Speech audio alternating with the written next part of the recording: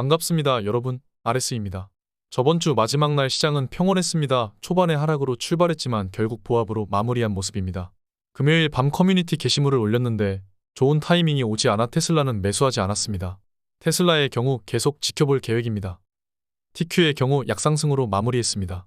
28불 고점에서 어느 정도 조정을 보이고 있는 모습입니다. 다시 한 번의 극단적인 공포가 찾아올 것으로 생각하고 저는 대비하고 있습니다. 아직 극단적인 탐욕 구간도 아닙니다. 애매한 지점에서 증시는 줄타기를 하고 있습니다. 테슬라는 다시 한번 160불을 리테스트하면서 저점 대비 2%가량 상승했습니다.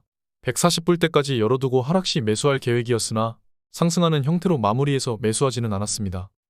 160불대 지지라인이 아직 깨지진 않았기 때문입니다. 만약 깨진다면 전에 계속 말씀드렸던 갭상승했던 부분입니다. 5월부터 실적 발표가 끝나고 다시 인플레가 상승하거나 유가상승, 지정학적 리스크 등으로 인해 개파락이 발생하는지 지켜보아야 할 것입니다. 이번 주부터 빅테크의 실적 발표가 시작됩니다. 저번 빅테크들 실적 발표 때 10% 이상 하락했던 적이 있죠. 이번엔 과연 어떻게 될 것인지 기대됩니다. 당장 화요일 마이크로소프트와 알파벳 구글의 실적 발표가 있습니다. 이번 주에 아주 중요한 지표들이 발표됩니다. 곧 FOMC 전에 물가 지표로 활용될 것입니다. 목요일 밤 9시 반에는 1분기 성장률이 발표될 예정입니다. 예상치는 2.0입니다. 그러나 성장세를 지속하는지 확인하는 것이 중요할 것입니다. 금요일 밤에는 PCE가 발표됩니다. 특히 근원 PCE는 항상 말씀드렸다시피 파월이 물가 지표로 가장 중요하게 보고 있는 지표 중 하나입니다. 5월 3일이 FOMC이고 금리 인상 확률이 80%가 넘습니다. 파월은 이때 지표를 보고 금리 인상 여부를 확정지을 것입니다. 아직도 여전히 25bp 올릴 확률이 86%나 됩니다. 5월 3일에 FOMC에서 금리를 올릴 것이 확정적인 상황입니다. 이변이 없다면 금리 인상을 하겠죠. 패드와치가 틀릴 확률은 1%입니다. 딱 한 번 틀렸던 적이 있죠. 엄청난 이변이 발생하지 않는 한 이번에도 99% 확률로 패드와치가 맞을 것입니다. 솔직하게 말씀드리겠습니다. 증시는 이미 크게 상승해왔고 하락할 확률이 더 높다고 할 수 있습니다. 어느 정도 조정도 없이 여기까지 왔기 때문이죠. 또한 QQ의 RSI도 높고 차트상 언제 하락해도 이상하지 않는 지점입니다. 저는 여기서 TQ를 매수했었습니다. 만약 적당한 지점이 온다면 조정 시에 TQ를 매수할 계획입니다. 그땐 아마 테슬라도 많이 하락해 있을 것입니다.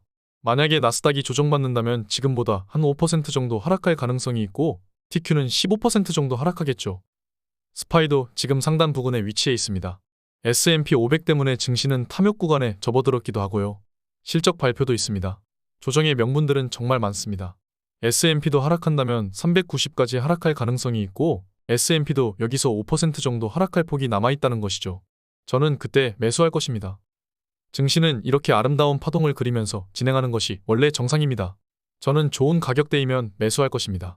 지표가 좋게 나와도 증시는 하락으로 방향을 잡을 수 있으며 지표가 아무리 안 좋게 나와도 세력들이 증시를 끌어올릴 수 있습니다. 기관과 세력들이 절대 우리를 이길 수 없는 것이 단 하나 있습니다. 보통 개미들은 세력들에게 털리기 마련입니다. 그래서 전 세계 3%의 인구가 99%의 부를 차지하는 것이죠. 우리가 이기는 방법은 단 하나입니다. 바로 시간입니다. 우리는 1년 넘게 보유할 수 있는 시간이 있습니다. 펀드 매니저들과 세력 기관들은 매년 성과를 내야 하기에 어쩔 수 없이 사고 팔아야 하죠. 우리가 그들을 이기는 방법은 좋은 가격에 사서 오래 가지고 있는 것입니다. 여러분, 내년은 미국 대선입니다. 미국 경제를 파괴시키고 바이든이 다시 재선을 위해 돈을 풀면서 회복을 할지 아니면 연착륙으로 가져가서 경선을 겨룰지 어찌됐든 주식은 오르게 되어 있습니다. 지금은 정치경제학이 가장 매크로에 적합한 이론입니다. 경제학자들이 투자를 잘 못하는 이유는 정치와 경제를 따로 보기 때문입니다. 지금 매크로는 정치경제학이 지배하고 있죠. 또한 내년은 비트코인 반감기가 있습니다. 4월에 비트코인 반감기인데 역사적으로 비트코인은 반감기가 있던 이후로 무지막지하게 상승했죠. 빨간 글씨가 반감기입니다.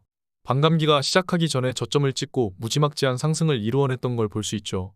물론 비트코인을 투자하라는 것은 아닙니다만 유동성을 가장 선반영하는 자산이 바로 비트코인이기 때문에 어느 정도 주시할 필요가 있는 것이죠. 하락론자들은 이렇게 이야기합니다. 부채한도 협상에서 미국이 디폴트할 것이다. 빚이 너무 많다. 경기 침체이다. 이제 곧 터진다고 말이죠. 네, 맞습니다. 이러한 위기는 미국이 생겨난 이래로 계속 있었습니다. 물론 주식이 비싼 것도 맞습니다. 그러나 지금은 빚을 갚지 않는 현대통화이론에 살고 있습니다. 빚을 더 큰 빚으로 막는 폰지 경제체제이죠. 빚을 갚고 안전하게 적당히 살자고 외치면 원시시대로 돌아가야 합니다. 지금은 빚을 갚지 않아도 됩니다. 계속 부채한도 협상을 하면서 빚을 늘려갑니다. 그렇게 빚을 빚으로 막는 것이 지금 현재 경제체제인 것이죠. 저는 이 경제를 폰지 경제체제라고 부릅니다. 달러처럼 무한으로 찍어내는 폰지 사기인 것이죠. 여러분, 무한으로 풀린 돈은 결국 자산 상승으로 이어지게 되어 있습니다.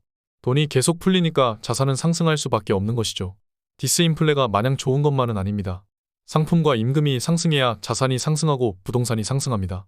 미국은 적어도 50년 동안은 패권이 바뀌지 않을 것 같습니다. 미래는 우리가 투자하는 기업이 지배합니다. 인플레를 해지하기 위해서 우리는 역설적으로 투자해야 하는 것입니다. 오늘 여기까지 하겠습니다. 감사합니다. 지금까지 목숨 걸고 레버리지와 테슬라 투자하는 RS 미국 주식이었습니다. 감사합니다.